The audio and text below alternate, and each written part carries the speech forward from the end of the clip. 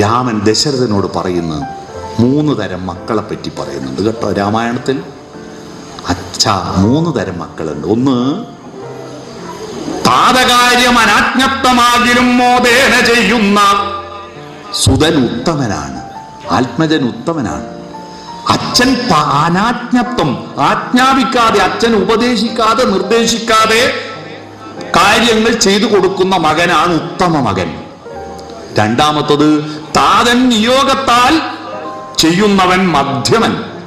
അച്ഛൻ പറഞ്ഞിട്ട് അതനുസരിക്കുന്നവൻ മധ്യമപുത്രനാണ്. മൂന്നാമത്തത്, താതൻ നിയോഗിച്ചിട്ടും ഇക്കാര്യം എന്നാലെ കർത്തവ്യമല്ലെന്ന് വെച്ചടങ്ങുന്നവൻ. അച്ഛൻ പറഞ്ഞിട്ടും അത് കേൾക്കാത്തവൻ ആരായിരിക്കും? പറയാണ്ട് ചെയ്യുന്നവൻ ഉത്തമൻ, പറഞ്ഞിട്ട് ചെയ്യുന്നവൻ മധ്യമൻ, പറഞ്ഞിട്ടും ചെയ്യാത്തവൻ ആരായിരിക്കും? അധമൻ അല്ലേ? അല്ല, അവിടെയാ ശ്രദ്ധിക്കേണ്ടത്. അധമനല്ല. രാമായണം ഒന്നുകൂടി എടുത്തു നോക്കൂ.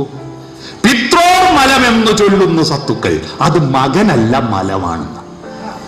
മനസ്സിലായോ? അച്ഛൻ പറഞ്ഞിട്ട് കേൾക്കാത്തവൻ മകനല്ല മലമാണ്. നിങ്ങളെ വീട്ടിൽ എത്ര മലം ഉണ്ട് എന്നൊന്ന് പരിശോധന നടത്തുക. മനസ്സിലായോ? ഈ രാമായണം വായിക്കുന്നത് രാമനെ ബോധ്യപ്പെടുത്താനല്ല, നമ്മൾക്ക് ബോധ്യപ്പെടാനാ. രാമായണം കേട്ടിട്ട് പോണോ രാമൻ നന്നാവാൻ? നമ്മൾക്ക്, കുടുംബക്കാർക്ക് ബോധ്യപ്പെടണം. മനസ്സിലായോ? പിതാപുത്ര ബന്ധത്തിന്റെ കരുത്തെന്തെന്ന് അതിലുണ്ട്.